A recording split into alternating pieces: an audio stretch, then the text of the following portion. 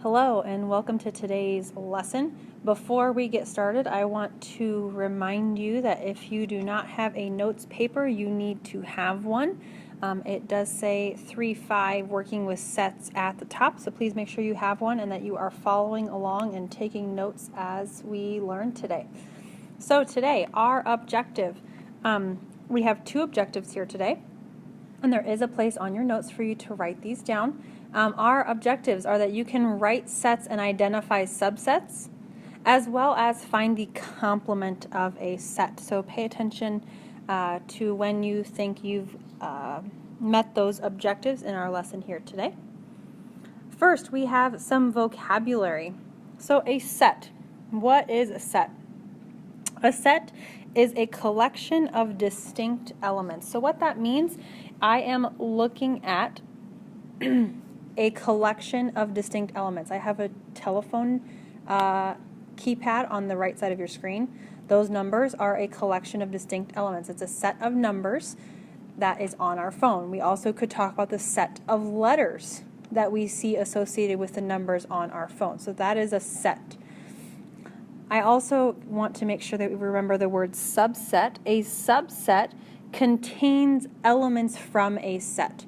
So if I am starting off by just looking at the number 6 over here on the right hand side, when I'm looking over here at the number 6, my set of letters associated with the number 6 would be M, N, and O. That would be my set of letters associated with the number 6. I can then talk about the subset and say a subset of those would be just the letters M and N, just the letters M and O, or just the letters O and N. Looking at the pieces of the set, a subset, but not containing the entire set. So that is one thing that you will want to kind of have in your mind here. So can you think of a real world example of a set and a subset? There is a place in your notes for you to write that down just underneath the vocabulary. So please pause your video, take a moment, and come up with one or two examples of a set and subset in the real world.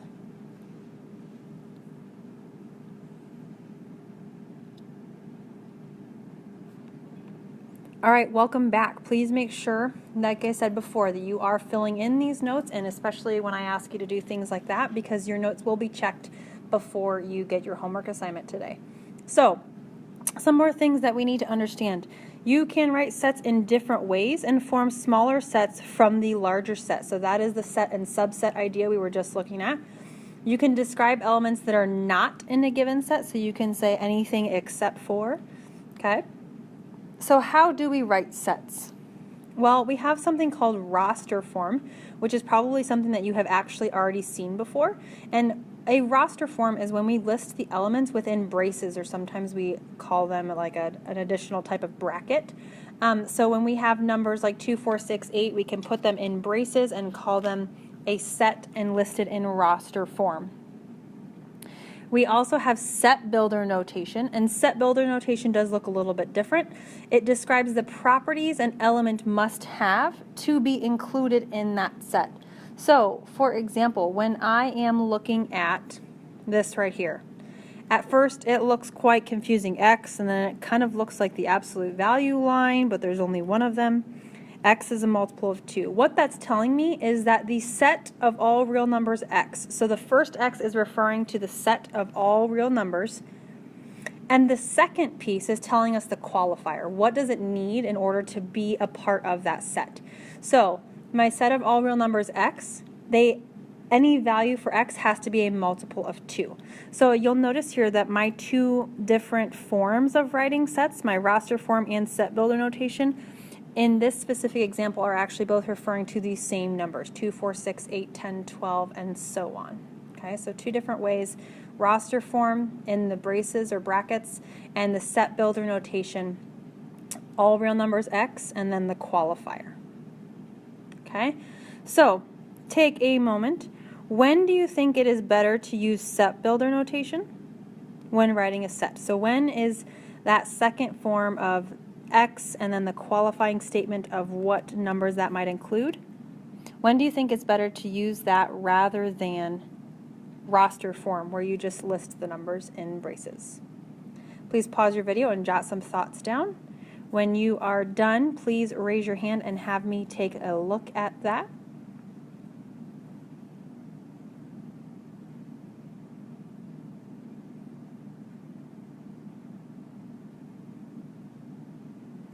All right, welcome back. So we do, like I said, want to be thinking about when is set builder notation easier to use and when's roster form easier to use. So problem number 1, and again, you do have spaces for these on your notes. Your vocabulary is all bunched together, so you will need to skip down past the vocab to find the place to solve problem 1 with me. How do you write T is the set of natural numbers that are less than 6 in roster form and in set builder form? So if I am looking at T is the set of natural numbers less than 6. Well, first of all, I want to make sure I remember what natural numbers are. And natural numbers are the numbers we say when we count. So we're looking at 1, 2, 3, 4, 5, 6, 7, 8, 9, 10, or any number we say when we count. And in this specific case, we are looking at numbers less than 6 that are natural numbers. So if I am first looking at roster form, it would look like this. T is equal to, so my T is my variable given in the problem, and the set would be me listing out each number that is less than 6 that is a natural number. So that is 1, 2, 3, 4, and 5. Okay? Now, my set builder notation is going to look a little bit different. I'm still going to have the T equals, and I'm going to have X as that variable, and then I'm going to describe the limits on the variable, or describe how it would fit into the proper set here. So X needs to be a natural number, so I have that listed in there, and then it says X is less than 6. All right, so that would be our roster and set builder notation to write down T is the set of natural numbers less than 6.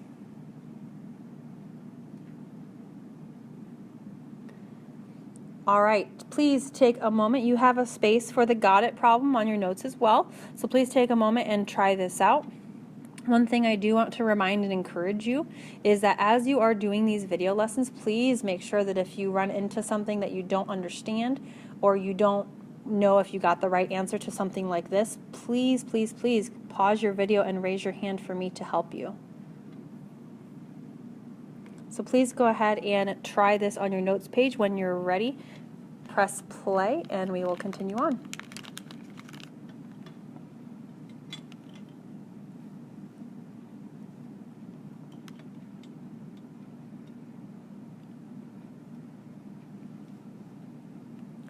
All right, so let's continue on here to number 2.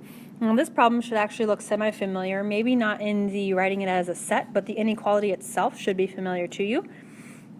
In set builder notation, how do you write the solutions of negative 5x plus 7 is less than or equal to 17? So the first thing that I have to do is solve the inequality. Okay, so I'm going to go ahead and do that. Drawing my line, first subtract 7. Sorry, you can't really see that color very well. Subtract 7 from both sides. Negative 5x is less than or equal to 10. Divide by negative 5, and I notice I divided by a negative, so I flip my inequality symbol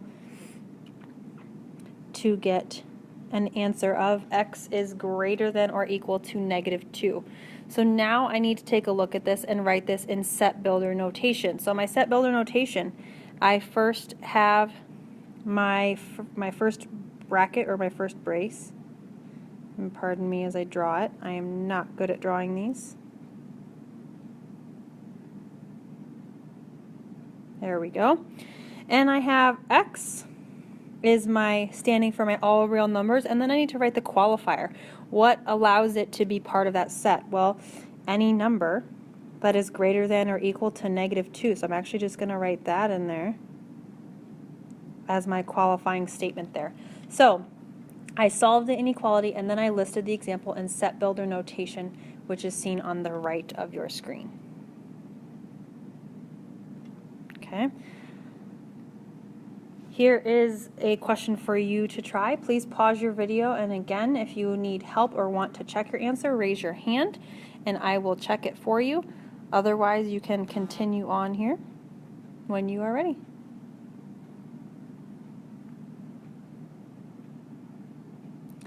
All right, welcome back. You will need to flip your paper back over. We've got another vocabulary word or two that we are going to look at here in the coming minutes. The first word, we've got the subsets. Okay, so subset is a smaller set, a smaller piece of a set. So set A is a subset of B if each element of A is also an element of B. So you'll notice in my example there, the set B, -2, -1, 0, 1, 2, 3, and A is a subset because all of the values in the set of A are values pulled from the set B. So A is a subset of B. The new vocabulary word that you need to add to your notes here is an empty set or null set. This is a set that contains no elements. So when we are showing an empty set, we use either a 0 with a line through it or just braces side by side with nothing in between. Now you'll notice it does say the empty set is a subset of every set. So the empty set can be used as a subset for any set that you are starting with. So kind of keep that in your mind. Okay? Turn your paper back over and go back to where you can solve problem 3. What are these subsets? What are the subsets of the set 3, 4, and 5? Well, the first set that I can list is that empty or null set. Okay? Another subset that I can list is just the number 3. I can list just the number 4. I can list just the number 5. I can do 3 and 4. I can do 4 and 5.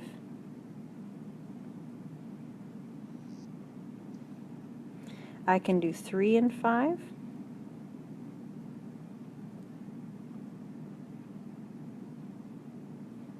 And I actually can also list 3, 4, and 5. The original set is always considered a subset. Okay, so I should have 8 subsets listed, and I believe I do. Each individual number, the pairs of numbers, and the entire subset along with the empty set. All right, so please go ahead and take a look here at this reflection question. Let A equal any number that is less than -3, and B be any number that is less than or equal to 0. Is A subset of B? Explain your reasoning. So, do we have an example of a subset here? Please pause your video and jot down some thoughts.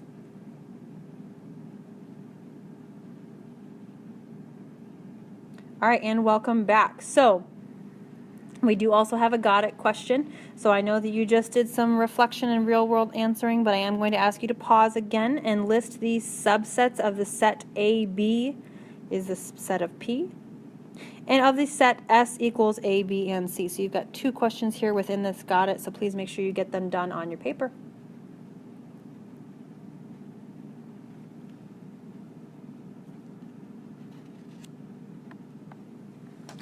All right, if you will jump back to the front side of your paper, we do have 2 more vocabulary words that we are going to check out here. Universal set is the largest set you are using when working with sets. Okay, universal set is the largest set you are using. So we're looking at the overarching set, the biggest, largest set that you are working with.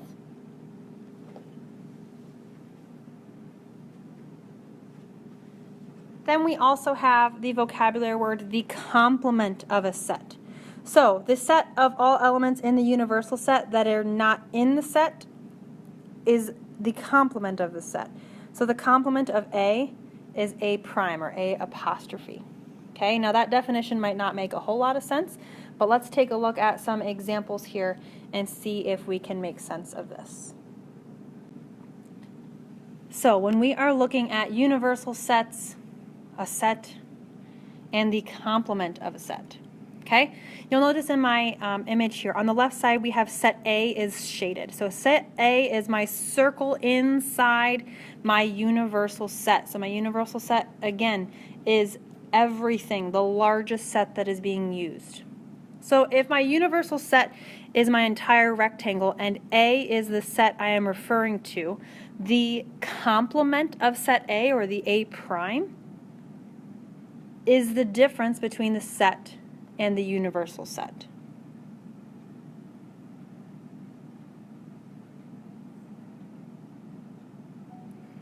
So let's take a look at a real world example here and see if this makes sense here. Okay? We have chess pieces, and some of you may be familiar with chess pieces and how they move, and some of you might not. So if you take a look at the image, it does show a diagram beside each piece of what direction they can move, and you will need to be aware of that here as we talk about this problem. So the universal set, the largest set that we are referring to in this problem, is each piece that you have in your picture: king, queen, bishop, knight, rook, and pawn. Set A are the pieces that can move side to side. So right now I am looking for the pieces that can move side to side, left to right. Okay? As I look at my pieces, my king piece, it looks like it can move left, right, up, down, and even diagonal, but it does fit the qualifier of being able to move side to side. So my king is going to be my first piece in my set. I then look at my queen. It also can move like the king, and so left, right, up, down, and diagonal, but because it can move side to side, that means it fits in the set I am currently looking at. The bishop, my arrows are only pointing diagonal in that bishop piece here, so that is not a part of my set because it does not move side to side. My knight, the diagram looks a little bit confusing, but to follow it here, my knight can move from the piece where it is. It looks like it goes up 2 and then either to the left or to the right 1, but it cannot move straight just side to side, so that is not going to be a part of this. The rook, it looks like it can move left to right or up and down, but because it can go left to right, that means it also fits in my criteria here. And then my pawn can only move forward, so that is not going to be part of my set. So my set A is the king, the queen, and the rook. If I am looking for the complement of set A, or that A prime, A apostrophe, that means I am looking for the pieces that are within my universal set, but did not fit in set A. So my king was in set A, my queen was in set A, and so was my rook. So my A prime, or my complement, would be the bishop. I am going to abbreviate because I'm almost out of space. Bishop, the pawn, and the knight. Okay.